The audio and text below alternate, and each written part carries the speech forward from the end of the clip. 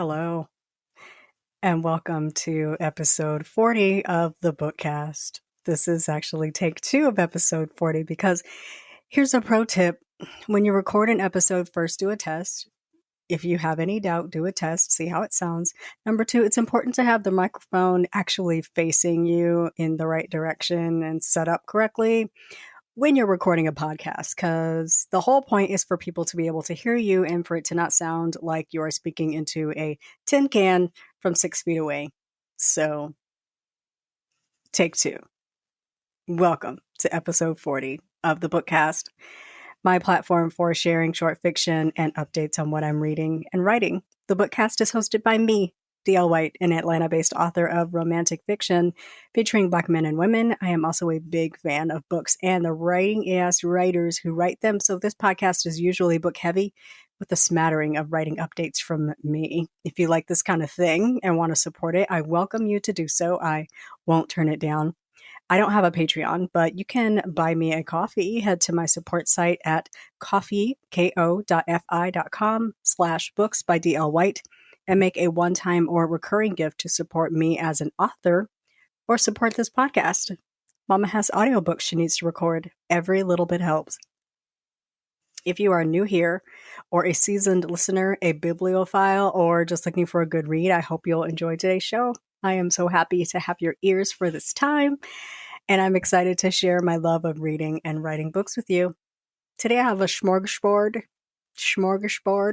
I don't know why I sound like Sean Connery when I say that, but it's fun.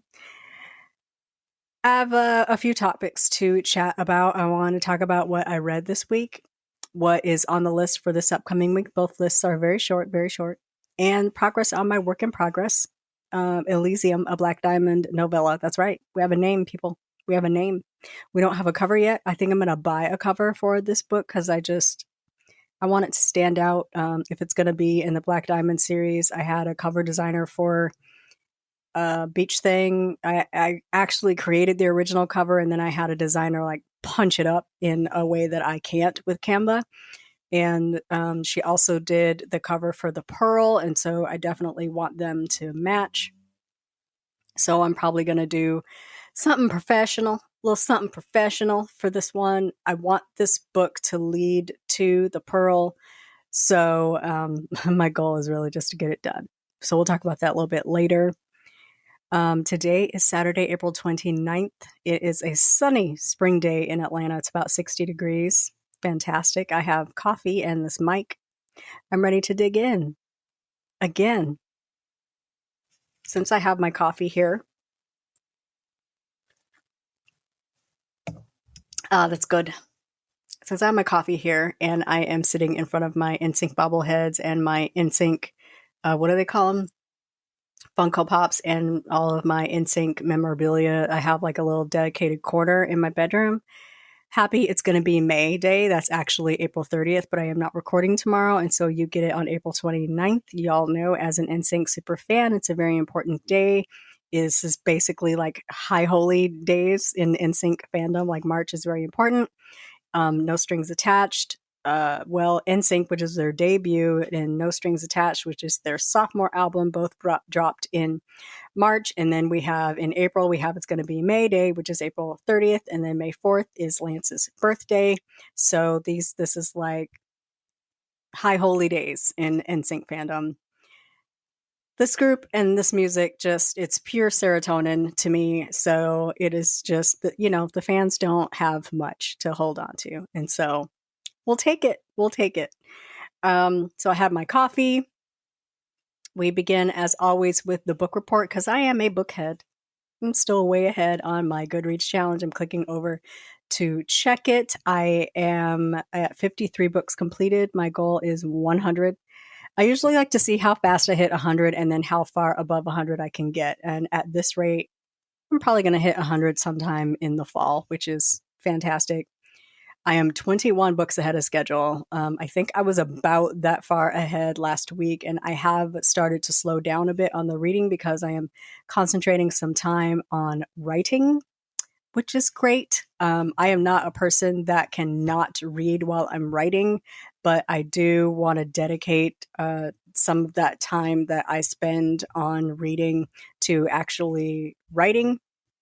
So let's talk about what I read first before I get all distracted and go on a tangent. First of all, first, happy 6th publication anniversary to Dinner at Sam's. This is in the Ruby's universe. It is not a follow-up to Brunch at Ruby's, but it is in the Ruby's universe. You do see cameos from the ladies from Brunch at Ruby's in this book. I just love this book. I just really love this book. You meet Vanessa Jackson. She's a former stripper. She fell in love with a client. He basically bought her off the floor, turned her into a housewife, and he turned out to be not so good. He wasn't a good dude. And I'll be honest, I really liked writing Warren because Warren, yeah, I don't know. Sometimes I like writing a jerk. I always have like one jerk that you don't need to root for in my books. Warren is that dude. I really enjoyed Warren getting what he got. And if you're interested in Warren getting what he got, you should pick up this book. It's at booksbydlwhite.com/dinner at Sam's. You can buy it direct from me there in ebook, print, or audio. You can head straight to payhip.com/booksbydlwhite.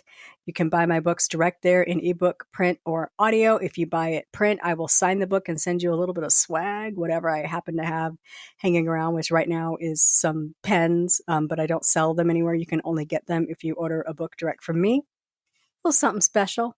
So this book, listen, I just really enjoy this book. Let me read the blurb to you super, super quick. Vanessa Jackson is just trying to get her life together. It's been a year since her marriage ended and her husband left her and their children destitute. If she could just divorce the son of a bitch, the future would be bright, but Warren is fighting the process every step of the way. If she wants a divorce and to move on with her life, she needs an attorney. Gibson Kincaid is the youngest of 4 brothers. All attorneys at Kincaid Family Law operated under the watchful eye of Sylvia, the Silver Shark, Kincaid. Gibson is the rebel, the one who's never going to do what Mother wants him to do. Instead of serving the interests of wealthy and high-profile Kincaid clients, Gibson prefers to serve the down-on-their-luck sector, earning him the nickname community lawyer. When Sylvia rejects Vanessa as a client, it's a lucky break that she literally runs into Gibson.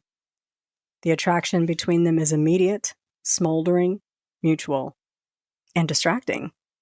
Vanessa's just trying to get divorced, not pick up a new client, and certainly not her divorce attorney. Gibson is trying to do right by his new client, but he can't lie. He wants to help Vanessa get divorced so he can have her to himself. Warren still has a few tricks up his sleeve, and Vanessa is hiding a huge part of her past she is not ready for Gibson to know. So I published this book April 29th, 2017. So 6 years ago, this book is in the Ruby's universe. It is not a follow-up to Brunch at Ruby's, but you do see cameos from the ladies in Brunch at Ruby's. I was trying to fold Vanessa into the follow-up, and Gibson just had a lot to say, and it just kept getting steamy. And I was like, you know what? This is not a follow-up to a women's fiction novel. This is a romance. And so I had to start all over and pull out all the romantic elements and throw them into a new book. I do someday hope to write a follow-up to Brunch at Ruby's. The longer I get away from publication date, the less likely that seems, but it is still in my head. I do have some chapters written, and I just have to dig into it, but my brain hasn't been in a contemporary women's fiction mode in a long time. So, we'll see. So, happy anniversary to Dinner at Sam's. Snatch it up if you haven't read it. It's very good. You can read this book. We'll listen to this book in audio. You can request it at your local library. It's available at Scribd. If you have a subscription that says subscription service, you can read and listen to books for one low fee. I think it's like I might like $10.99 a month, $9.99 a month, something like that. Not bad. It's like Kindle Unlimited, but not exclusive. You can also listen to this on Kobo. If you have a Kobo Plus subscription, it's available on Kobo Plus. If you have Chirp books, you can buy it outright. There's a slight discount on it at Chirp. It's available at all your favorite retail outlets. It's also available in print at Resist Booksellers. It's everywhere. It's just every darn where. Go get it. It's good. I like it. Gibson is one of my favorite heroes, and there's a soft spot in my heart for Vanessa Jackson. So hope you enjoy it. Let me know if you love it. This week, I did not get too much read because I was kind of focusing a little bit on writing. I think I talked last week. I was starting In the Clearing by Robert Dugoni. This is in the Tracy Cross-White series. She is a detective that's dating an attorney, and she solves crime. I did finish that book. It was a book. And I don't even think I rated it. I'm just trying to get through the series. And then I read Return to Hummingbird Way by Reese Ryan. This released on Tuesday, April 25th, I believe. This is Holly Grove Island, book number 2. Like I said last week, if you set a book, seaside, small town, oceanside, small town, anywhere small town, put it directly into my face, put it in my veins. I love it. This is an enemies to lovers romance, enemies to lovers second chance romance. That is a hill that I will die on, pick up my cold dead body from that hill because that is where I have died. Absolutely love it. Put it in my face every time. I'm going to pick it up. I'm going to at least add it to a list. I'm going to pick it up because I save some books for like when I just really need something good to read. I'm like, ooh, this is going to be good. I'm going to save it. I know that sounds crazy, but I also know I am not alone. I definitely savor books for when I really, really need a good book. So I saved that. This week coming up, tapping over to my list of books. I got a little bit of FOMO, a little fear of missing out. And one of my friends, Kay the Reader, had an advanced copy of The Covenant of Water by Abraham Verghese. And despite knowing that it is a really long book, it's like 700 and some pages, I requested an advance copy of it. And I was a different person when I requested this book probably 3 weeks ago. I really thought I was going to get to it and have it read by May 2nd. And let me just let you know that ain't happening. I ain't reading this book.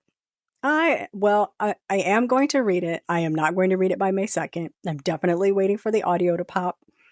I might even spend a credit on it, but I am not reading this book by Tuesday. I don't even know what the book is about. I just saw it and I was like, all right, I'll get it. I don't know. No idea, but I don't know when I'm going to read it. I am going to read it eventually, but it ain't going to get read by Tuesday. I don't know what I was thinking, but I ain't reading it by Tuesday.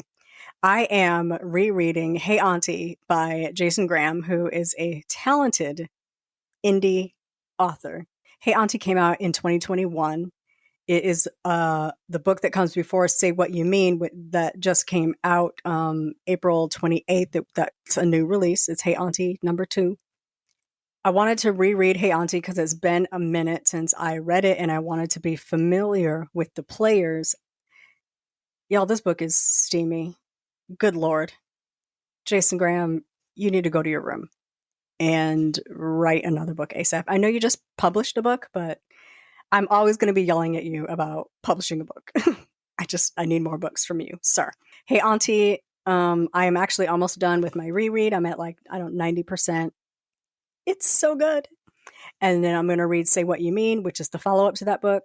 Fantastic. I am also continuing my Beverly Jenkins reread. I am at Through the Storm, which is L'évêque, book number 1. It is, I believe his name is Romain. I would have to look it up and I don't feel like it.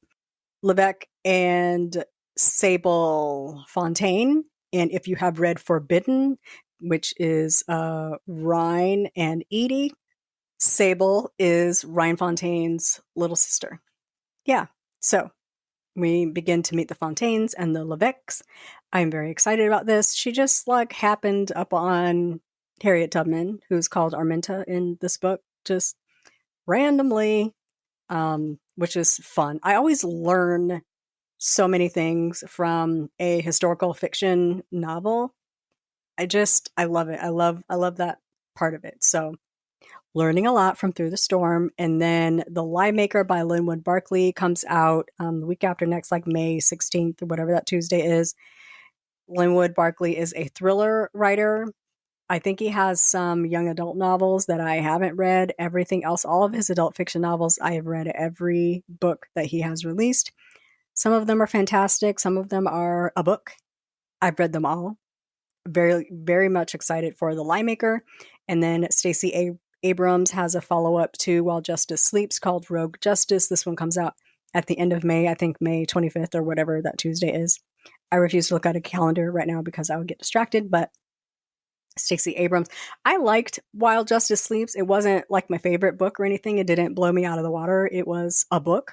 I don't remember what I rated it. Probably 4 stars because I fangirl over Stacey Abrams a lot. I will say, I'm going to be a little bit controversial. Let's whisper. I am not a huge fan of the Selena Montgomery books. I think they're older. They don't hit me, I think, like they would have had I read them when they first came out. I think they're more romantic suspense, and I don't dig it, but I do like the Stacey Abrams fiction novels that this one and While Justice Sleeps is the only one that I have read, but I did like it. I'm not a huge fan of the Selena Montgomery books, but looking forward to Rogue Justice. You know who else I really enjoy is Tamron Hall. I liked her debut. It was better than I thought it would be. It was not terrible. It had that thing where people, the protagonist in that book is an investigative journalist, and you can definitely tell that Tamron is in her bag in that book, and it just suffers a little bit from that thing where I need to convince you that I know what I'm talking about. So it's heavy on that tip, which I can forgive a little bit because it's a debut, but I hope that it gets less and less in that series. I do believe that's a series. So I forget what the title of that book is. I don't want to get distracted by looking it up, but the Tamron Hall novel, I hope there's more coming from her. I was super surprised when she popped up like, hey, I wrote a book. It's coming out soon. I loved it. The other person who is an actor who has been writing books is Eriq LaSalle. Has anybody read any Eriq LaSalle books? They are, I think they are they're not spy novels, but they're like suspense-ish. I don't know. I literally have not opened a page of any of them, but they've been on my list for a while. So I need to get to them, but new books are shiny. So those are just kind of some books that I have. They're definitely going to go on a list of books I need to read, and I will read them when I am craving something. Moving on to the writing and author update. As I noted earlier, I have started to slow down on reading as I am digging more into writing. I mean, something has to give, right? And I hate for it to be reading, but when I'm writing, I will treat reading a lot differently than I will treat it when I'm not writing. When I am not writing, reading is my main form of entertainment. And when I'm not writing, I tend to dig more into like TV and that kind of thing to like decompress instead of reading, because words. I will get burnt out on it. I treat reading as what I call foreplay. So I like to, if I'm gonna write, I like to get up and like pick out a book I really enjoy, a genre I really enjoy, an author I really enjoy. It might be a reread, but like a book that like will get me into the mode and the mind of reading, and good writing, not necessarily deep or introspective or like work that makes me think. um Not that the books I read don't make me think, but like I'm not reading Toni Morrison as foreplay for writing the kind of fiction that I write. I would read, Toni Morrison as like part of a buddy read or like study, or I just need something with meat on it. I wouldn't read Toni Morrison as foreplay. I would read like someone I super enjoy and someone that makes me feel like I can close that book and get to work. It primes my brain for fiction. It primes it wakes up my voice. And if you want to read something totally, totally dry, tell DL White that she cannot read before she writes. That is the way to get something totally dry and uninteresting. I have to read while I write, but I treat it as foreplay or as a reward. So I might read a little and then write as it's getting good. Shut that book. Put words on the page. So once I get to like 1,500, 2,000 words, or I have finished a scene or a chapter, or I'm at a part where like, this is a good place to stop, then I can open up a book and, read something I have been craving, something I have set aside, and treat it as a reward. I get to read if I put words on page. That really works for me, especially if I need to like push. I will hold back and not let myself continue a work that I'm really enjoying until I put words on the page. I can't not read when I'm writing. It won't happen. But what I generally do is dig into genres and books that I enjoy and are encouraging. Again, I'm not reading any texts that are deep or authors with an intricate writing style that will discourage me. I'm not reading any Kennedy Ryan as foreplay because I feel like her writing style is so far above mine, and it will make me feel like, well, I suck. I kid you not, when I read Real, I was like, well, I'm done. I'm never writing again because Kennedy Ryan is 100 times better than I am. I am never going to be this good. I'm never going to write this well. And so, well, that's it for me. That is short-lived, but while I am reading a writer that is 700 times better than I am, it is not encouraging. So, and I hope people don't view that as an insult. It is actually the highest of compliments. But I have to read authors that are encouraging to me, authors that inspire and motivate and make me feel like, yeah, I can do this. I can do this. I can do this. So that's where I am with the reading and kind of trying to fold in reading and writing and create a balance in that life for me. Elysium is coming along. It is slow going, but I'm making my way. One of the things I have to do, the first few chapters, like Act 1, is sort of the foundation of a book for me. We establish the status quo with my characters. Who are these people before they meet their intended beloved, to use something like a silly word there, but who are these people before their worlds collide?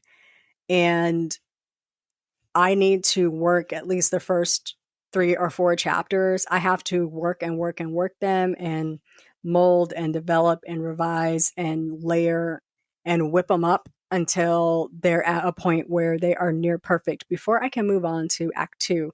That's my foundation. That's what I'm building on. And so I think I have got chapter 1 in a really good spot, except I'm more and more thinking that chapter 1 has to begin much earlier with a scene that introduces the relationship between Vance and Athena.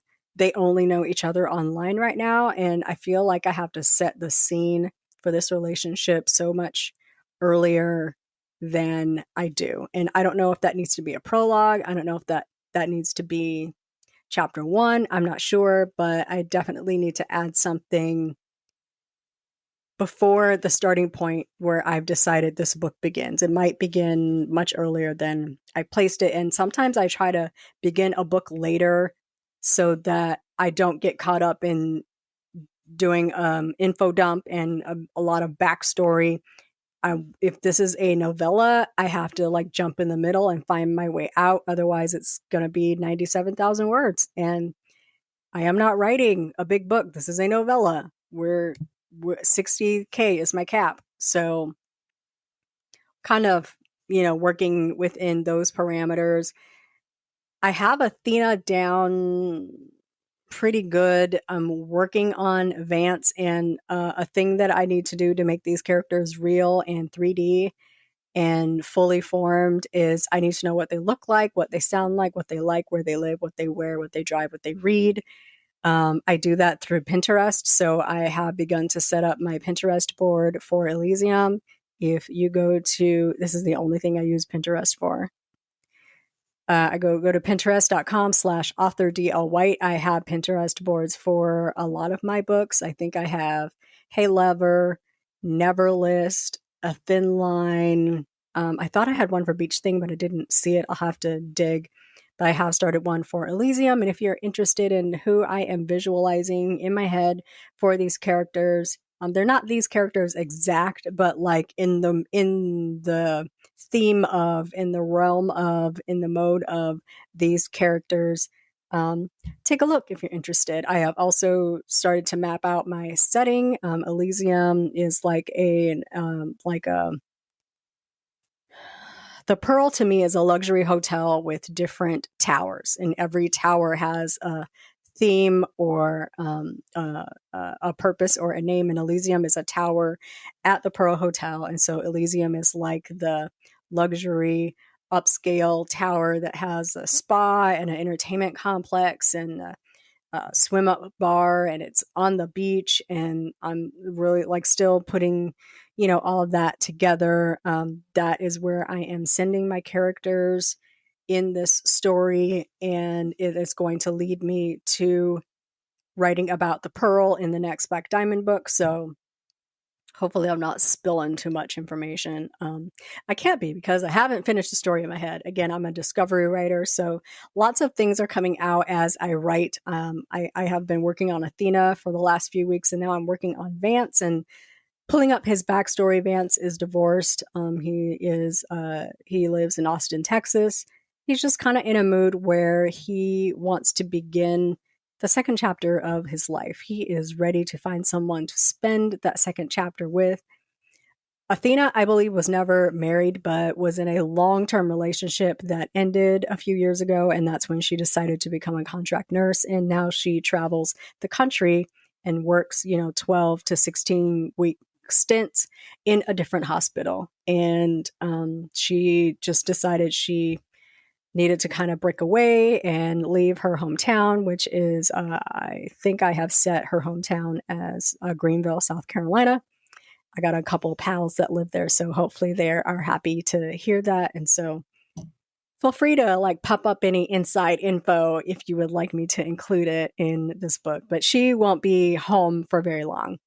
Athena's currently working in Minnesota, which is cold and snowy, really desperately needing a vacation.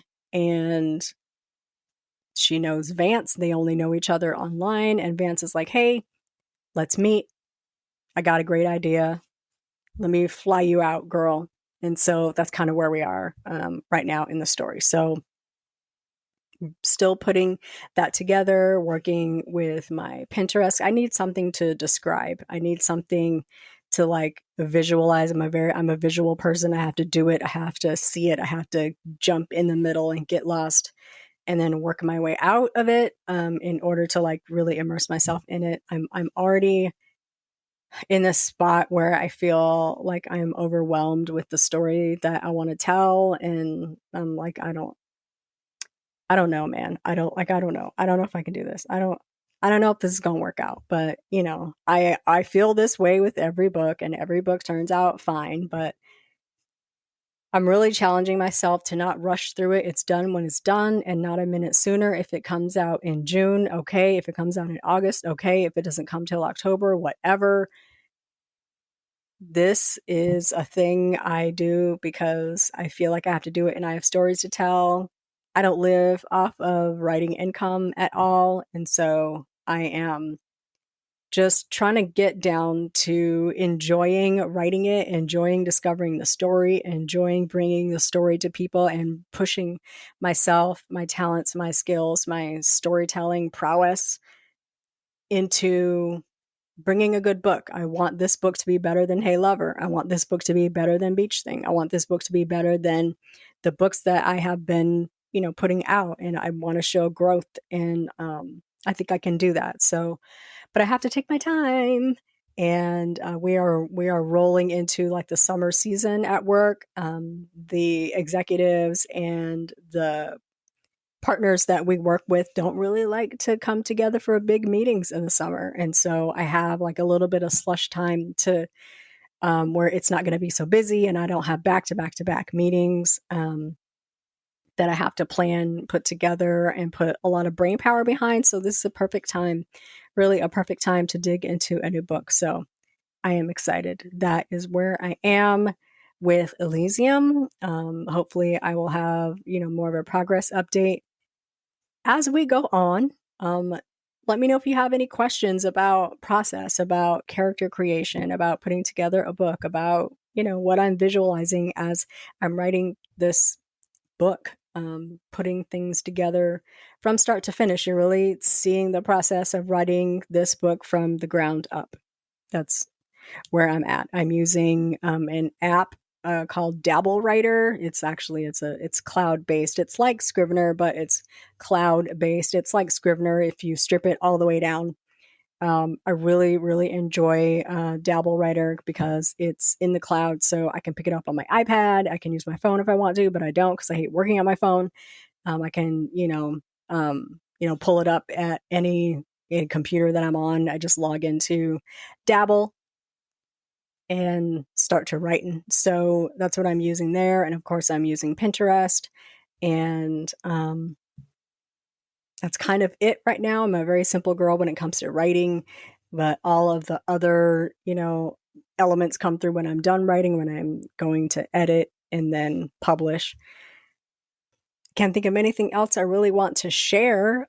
Yeah, I think that's about it. I did ramble a bit in the first episode, and now I can't remember what I was rambling about, and so I won't double up on that here. We just totally missed out on that kind of thing. I didn't watch too much this week. I just spent all that time in the document trying to put words on the page. So that is, the exchange of time. Something has to give. I am trying to catch up on Poker Face. I don't know if you know about this series, but it is on Peacock.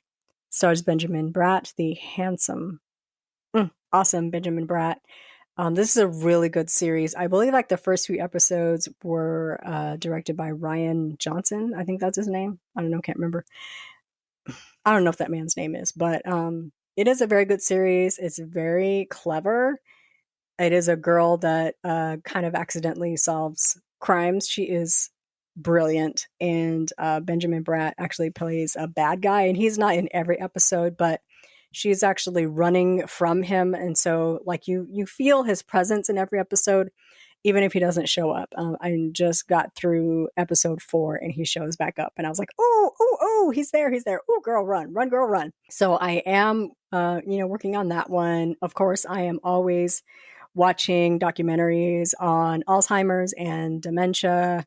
That's a thing that interests me randomly ever since I wrote Brunch at Ruby's. That was inspired by Lisa Genova's Still Alice, the book and the movie. That plus my Uncle T's experience with Alzheimer's disease. It's just a thing that interests me. And then watching a lot of stuff on Parkinson's lately because Michael J. Fox has a documentary coming out in May, I believe on Apple TV called Still, which is ironic because Michael J. Fox is never still. He says it himself. I'm not picking on the man. He says it himself. I've never been still. So I'm looking forward to that. Enjoying Michael J. Fox. Also because he was a person that I was watching and studying and researching when I was writing A Thin Line. Angie's dad has Parkinson's. And so I just am always thinking, because I think about these people as real in my head, Angie's dad is real in my head. And so when I read about Michael J. Fox or I read about these advancements that are being made, these devices that are, it's like electrical stimulation. There is really a device that calms the tremors. And I've been seeing these on TikTok, people trying these out when they have Parkinson's, and it's like the shakes stop. They can walk, they can eat, they can speak. It's just amazing. And so in my mind, I'm always thinking, I wonder if Angie's dad has been, playing with that a little bit. So if I ever write a sequel or an update to that story, it's important to know to bring that story forward and talk about the research and the advances. And, maybe, they're at a point where Angie's dad could walk her down the aisle. So stuff that just I have no part of a sequel to that story in my head, but these characters still live with me. They still live inside me. I still think about them all the time. I still think about, the books that I've written and the characters that are still swimming up there. And in case I ever want to, revisit those stories, I got to bring that story forward. Tonight I have something fun that I'm very excited about it. I am joining a book club this evening. It's going to be live in person.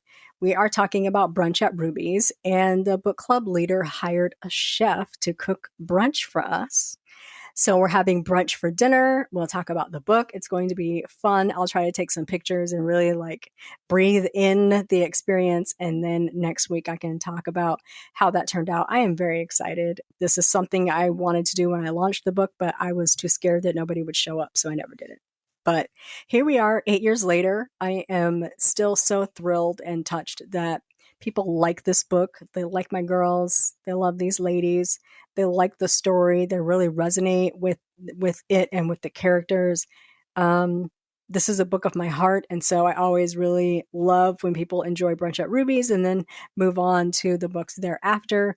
Someone on Twitter told me this week that they absolutely loved Dinner at Sam's, and that just warms my heart. So I really love hearing how much you enjoy my books. The characters that I write, like I said, these people still live with me. They're real to me.